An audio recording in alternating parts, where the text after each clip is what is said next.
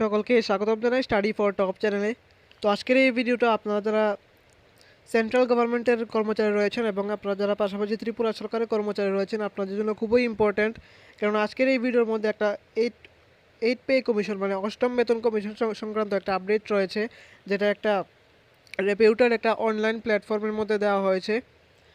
তো সেখানে কি বলা হয়েছে, কবে থেকে লাগু হবে এই এইট পে কমিশন, তারপর কত পরিমাণ বেতন বৃদ্ধি হতে পারে, তারপর আপনারা যারা ত্রিপুরা সরকারি কর্মচারী রয়েছেন আপনাদের জন্য এই এইট পে কমিশনে কি থাকছে।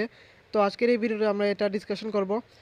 তো ভিডিওটা শুরু করার আগে বলে রাখি, কারো যদি upcoming JRBD2, group C, group D Tripura high court, group D Tripura legislative assembly, group D jail police, forester, forest guard, special executive, family কোর্টের গ্রুপ ডি এর নোটসের প্রয়োজন হয়, আমাদের কাছে সবগুলো এক্সামের ফুল সিলেবাস মেন্টেন নোটস রয়েছে। সবার থেকে লোয়েস্ট প্রাইসে আমরা নোটসগুলো প্রোভাইড করে থাকি যাতে সকলেই নিতে পারে। তো যদি নোটসের প্রয়োজন হয় ভিডিও ডেসক্রিপশনে হোয়াটসঅ্যাপ নম্বর পেয়ে যাবে, যোগাযোগ করতে পারো নোটসের জন্য।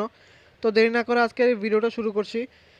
তো দেখুন, একটা আর্টিকেল এটা ইংলিশে দেওয়া হয়েছিল, আপনাদের সুবিধার্থে আমরা এটাকে বাংলায় ট্রান্সলেট করে রেখেছি। আর যদি এই পিডিএফটা ডাউনলোড করে পড়তে চান আমাদের টেলিগ্রামে রয়েছে, টেলিগ্রাম থেকে ডাউনলোড করে পড়তে পারেন। টেলিগ্রামের লিঙ্ক ভিডিও ডেসক্রিপশনে পেয়ে যাবেন। এখানে বলা হয়েছে অষ্টম কেন্দ্রীয় বেতন কমিশন অর্থাৎ HCPC কর্মচারী ও পেনশনভোগী সংগঠন ফেডারেশন, কেন্দ্রীয় সরকারি কর্মচারীদের ইউনিয়ন, কেন্দ্রশাসিত অঞ্চলের কর্মচারী এবং দেশের অন্যান্য সংশ্লিষ্ট পক্ষের সঙ্গে আলোচনা করার পরিকল্পনা করেছে। এটি কমিশনের পরামর্শ এবং মতামত সংগ্রহের প্রক্রিয়ার অংশ। অষ্টম বেতন কমিশনের সম্ভাব্য প্রভাব। কমিশনের সিদ্ধান্তে 1 কোটিরও বেশি মানুষ উপকৃত হতে পারেন বলে জানা গিয়েছে। এর মধ্যে প্রায় 50 লক্ষ কেন্দ্রীয় সরকারি কর্মচারী এবং প্রায় 65 লক্ষ পেনশনভোগী রয়েছেন। 50 লক্ষ কর্মচারী এবং 65 লক্ষ যে পেনশনভোগী রয়েছেন এর আওতায়। এর মধ্যে প্রতিরক্ষা ও রেলওয়ে কর্মচারী এবং অবসরপ্রাপ্তরাও অন্তর্ভুক্ত। তারপর কমিশন বেতন ভাতা এবং অন্যান্য সুযোগ সুবিধায় কী পরিবর্তন করা যুক্তিসঙ্গত এবং বাস্তবসম্মত তা পরীক্ষা করছে বর্তমানে। এর মধ্যে রয়েছে বেতন কাঠামো ও পে ম্যাট্রিক্স, বেতন কাঠামো কীরূপ হওয়া উচিত, তারপর মহার্ঘ ভাতা মানে DA, তারপর মহার্ঘ ভাতা ভিত্তিক পেনশন সুবিধা মানে DR। এগুলো নিয়ে অষ্টম বেতন কমিশনে আলোচনা চলছে। তারপর সবথেকে বেশি ইম্পর্টেন্ট যেটা বাড়ি ভাতা মানে হাউস রেন্ট অ্যালাউন্স, HRA, তারপর ইনক্রিমেন্ট পদোন্নতি মানে প্রমোশন, তারপর অন্যান্য নগদ বা পণ্য ভিত্তিক সুবিধা, অন্যান্য যে সমস্ত অ্যালাউন্সেস রয়েছে এইগুলো বিভিন্ন রাজ্যের আলোচনা। অষ্টম CPC মানে এইট পে কমিশন মার্চ থেকে বিভিন্ন রাজ্যে কর্মচারীদের প্রতিনিধি, ইউনিয়ন এবং সংশ্লিষ্ট পক্ষগুলোর সঙ্গে বৈঠক করছে। ভবিষ্যতে আরও রাজ্য এবং কেন্দ্রশাসিত অঞ্চলে বৈঠক হওয়ার কথা রয়েছে। এই আলোচনার মাধ্যমে কমিশন তথ্য সংগ্রহ এবং বিশ্লেষণ করে ভাতা, পেনশনের সূত্র এবং বেতন কাঠামো সম্পর্কে সিদ্ধান্ত নেওয়ার ভিত্তি তৈরি করবে। আগস্ট এবং সেপ্টেম্বর মাসে দিল্লি, চেন্নাই, পুদুচেরি, চণ্ডীগড়, জয়পুর এবং মুম্বাই সহ বিভিন্ন জায়গায় বৈঠকের পরিকল্পনা রয়েছে। অর্থাৎ আগস্ট এবং সেপ্টেম্বর এর মধ্যে এই যে নামগুলো রয়েছে এই রাজ্যগুলির মধ্যে রাজ্য এবং কেন্দ্রশাসিত অঞ্চলে অষ্টম বেতন কমিশন নিয়ে যে বৈঠক করার সম্ভাবনা রয়েছে এবং পরপর সবগুলি রাজ্যের মধ্যেই করা হবে।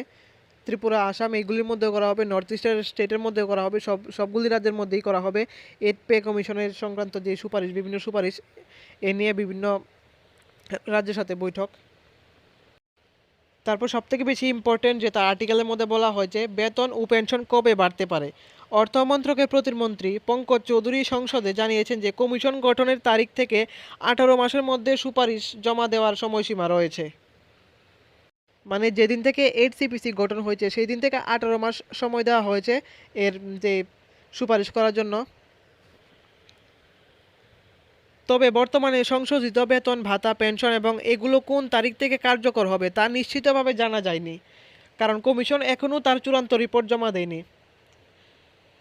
কমিশনটি গঠিত হয়েছিল 3 নভেম্বর 2025 সালে। সেই হিসেবে 18 মাসের সময়সীমা অনুযায়ী 2027 সালের মে মাসের মধ্যে রিপোর্ট জমা দেওয়ার শেষ সময়। প্রতিবেদনে বলা হয়েছে যে 2027 সালের ফেব্রুয়ারি থেকে এপ্রিলের মধ্যে কিছু সরকারি ঘোষণা আসার সম্ভাবনা থাকতে পারে।